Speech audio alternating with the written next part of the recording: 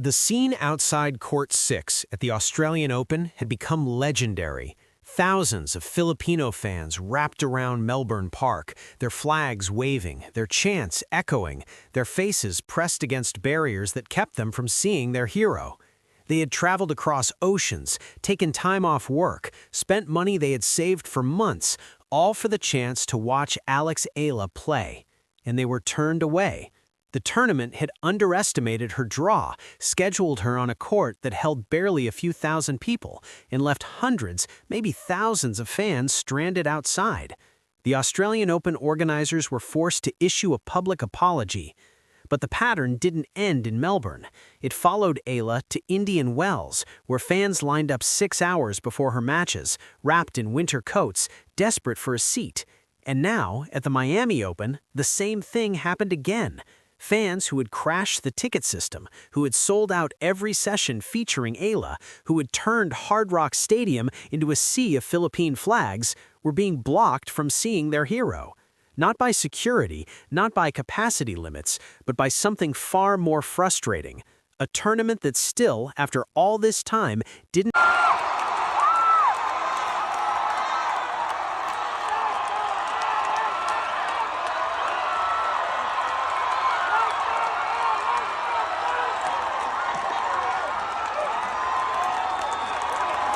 The warning signs had been there for months. At the Australian Open in January 2026, Alex Eala was scheduled for her first-round match against Alicia Parks on Court 6, a modest outer court with limited seating. The decision seemed reasonable on paper. Eala was ranked number 49, a rising star but not yet a household name. Parks was a formidable opponent. The match deserved a court, but not necessarily a stadium. What happened next became tennis lore. Thousands of Filipino fans descended on Melbourne Park, forming queues that stretched hundreds of meters through the complex. They had arrived hours before sunrise, some traveling from across Australia, others from the Philippines itself, all desperate to secure a seat. When the gates opened, the chaos began. Court 6 reached capacity within minutes. Security formed a human chain at the entrance, turning away hundreds, maybe thousands of fans who had come to watch their hero. Those who couldn't get in refused to leave. They crowded around outdoor viewing areas, packed shoulder to shoulder, watching on big screens as the Filipina sensation took the court. The chair umpire repeatedly asked for quiet during points, a rare occurrence for a player ranked outside the top 50. The Australian Open organizers were caught completely off guard. They had underestimated Eala's drawing power, and the result was chaos. Tennis journalist Jose Morbado posted a reaction that summed up the frustration of everyone watching. Putting Eala on Court 6 is just dumb. Ben Rothenberg, another respected tennis writer, agreed. This unwise court placement was one of my first reactions when looking at today's order of play. The tournament was forced to issue a public apology. We very much value your feedback, and we will take this into consideration to improve our operations next year, they wrote on social media. Novak Djokovic, the 24-time Grand Slam champion, weighed in on the controversy. Having too much crowd on this or any other tennis tournament is a very good problem to have, he said.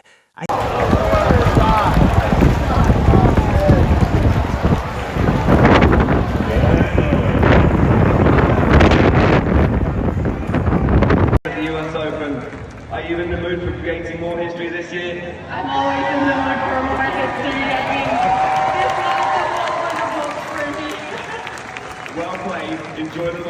The Australian Open debacle should have been a wake-up call. But just weeks later, at the BNP Paribas Open in Indian Wells, the pattern repeated. When Alex Eala arrived in the California desert for the 2026 tournament, she was no longer an unknown. She was ranked number 29 in the world, fresh off a quarter-final run in Dubai in a career-best season that had seen her climb more than 100 spots. Her face was on magazine covers, her name was on everyone's lips, and her fans were ready. For her second-round match against Diana Yastremska, the tournament scheduled Eala on Stadium 3. It was a larger court than Melbourne's Court 6, but still not the main stadium.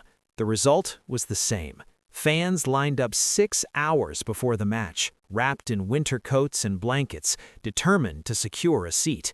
When rain delays pushed the match to late evening, making it the latest starting match of the entire tournament, they stayed, they cheered, they refused to leave until their hero acknowledged them. The scenes were reminiscent of Melbourne, but there was a difference. This time, tournament director Tommy Haas had been paying attention. When scheduling Eala's third-round match against Coco Gauff, he placed her on Stadium 1, the world's second-largest tennis stadium, despite her ranking being outside the top 20. "The international interest in her is so high," Haas explained. "I think we're going to need them to be on center court because they have so many fans worldwide." The decision was vindicated. The stadium was packed with Filipino fans for Eala's match against Gauff, creating an atmosphere that even the world number 4 acknowledged afterward. But for the fans who had been turned away from Stadium 3, the damage was already done. They had come to see their hero, and they had been blocked.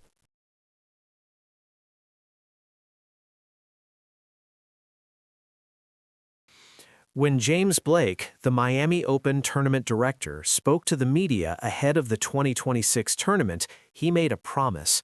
"Yes, harking back last year when I learned my lesson," Blake said, when asked about scheduling Eala and João Fonseca.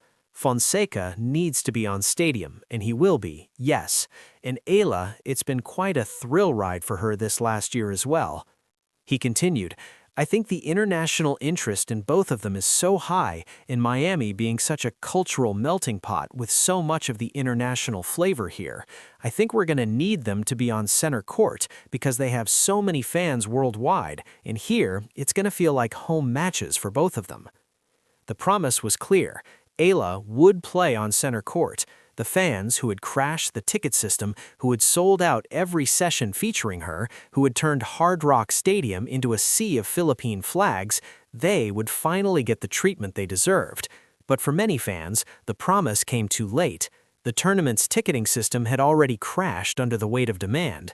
By the time Blake announced that Eala would be on center court, tickets for her matches had already been sold. And the fans who couldn't secure seats, the ones who had traveled from across the country, who had booked hotels and taken time off work, were left outside, watching on screens, just as they had in Melbourne and Indian Wells. One fan, commenting on a WTA social media post about the semi-final lineup, noted, "There were more empty seats after Eala left Miami." Another observed, "You almost never see Filipinos in the comment section caring about pro tennis. Then you see Alex Eala's meteoric rise in the rankings. All of a sudden, Pinoys are all over tennis threads, even if the original post isn't about Alex anymore." The fans were there. They had always been there, but the tournament, despite its promises, still didn't know how to accommodate them. In the aftermath of the Miami Open, a prominent tennis expert finally had enough. The scenes of Filipino fans being turned away, of stadiums that should have been full sitting empty after Eala's exit, of a tournament that had promised to learn from Melbourne's mistakes and still failed. It was too much to ignore. The expert, whose name has become synonymous with sharp analysis and unflinching honesty, laid out the case against the Miami Open in a scathing critique. "You cannot build a tournament around a player and then fail to accommodate her fans," the expert said. "The Miami Open sold tickets based on Eala's name. They crashed their own ticketing system. They marketed her face on every billboard. And then, when it came time to actually let the fans see her, they dropped the ball." The critique went further. "Melbourne learned its lesson the hard way. Indian Wells adjusted. But Miami? They made promises and broke them. They put Eala on center court, yes, but by then the damage was already done. The tickets were gone. The fans were locked out, and the tournament that should have been a celebration of Filipino pride became a reminder of how the tennis establishment still doesn't get it." The expert also pointed to the broader pattern of underestimation that had followed Eala throughout her career. "This isn't just about Miami. It's about every tournament that looks at Eala's ranking and decides she doesn't deserve center court. It's about every tournament that schedules her on a small court and then watches in shock as thousands of fans show up. It's about a sport that still measures value by ranking points instead of the love of the people who watch it. The call-out resonated across the tennis world. Filipino fans shared it thousands of times, finally feeling seen. Journalists who had covered Eala's rise for years nodded in agreement, and the Miami Open, caught in the crosshairs, had to answer for what had happened. For the Filipino fans who traveled to Miami, the experience was a roller coaster of emotion. They had crashed the ticket system, spending hours online, fighting for seats that disappeared within minutes. They had booked flights, arranged accommodations, taken time off work. They had done everything right. And when they arrived at Hard Rock Stadium, they found a tournament that was still figuring out how to handle them. The stadium was packed for Eala's matches, standing room only, the energy electric, the chants deafening. But for every fan who got in, there was one who didn't. The ticketing system had sold out weeks in advance, leaving latecomers scrambling for resale tickets at inflated prices. The stadium's capacity, even on center court, was finite. And Eala's fans, it turned out, were infinite. When Eala played, the stadium was full. When she left, it emptied. The semifinals that followed, featuring some of the top players in the world, were played in front of a stadium that was barely half full. The final, with Aryna Sabalenka and Coco Gauff battling for the title, drew fewer fans than Eala's first-round match. The fans who had been locked out watched from home, from bars, from hotel rooms, their phones buzzing with updates, their hearts heavy with frustration. They had come to see their hero, and they had been blocked. The pattern of underestimation that has followed Alex Eala throughout her career is not a series of isolated incidents. It is a symptom of a larger problem, a tennis establishment that still measures value by ranking points instead of connection. Eala has never won a Grand Slam. She has never cracked the top 20. She has just dropped from number 29 to number 45 after her fourth-round loss to Karolina Muchova. And yet, her jersey outsold every other player in the Miami Open field combined. Her fans crashed the ticket system. They turned Hard Rock Stadium into a sea of Philippine flags. The disconnect between Eala's ranking and her drawing power has confounded tournament directors for years. They look at her ranking and schedule her on small courts.